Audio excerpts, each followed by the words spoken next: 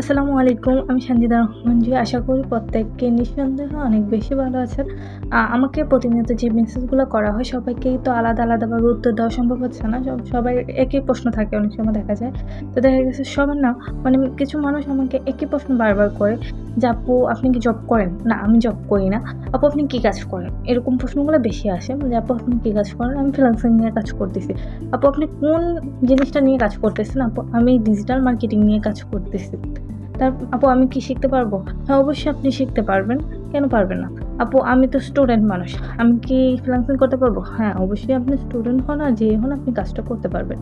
তারপর ফ্রিল্যান্সিং কি ফ্রিল্যান্সিং কি কঠিন কিছু? তো দেখা গেছে যেটা আপনি ১ম যখন স্কুলে ভর্তি হইছেন আপনার কাছে সরে কেমন লাগছে? এরকম একটা প্রশ্ন আসতে পারে। যে আমি যখন সরষায় পড়তে গেছিলাম মানে ছোট ছিলাম তখন আমার কাছে সরষায় যেমন লাগছে ফ্রিল্যান্সিংটা ১ম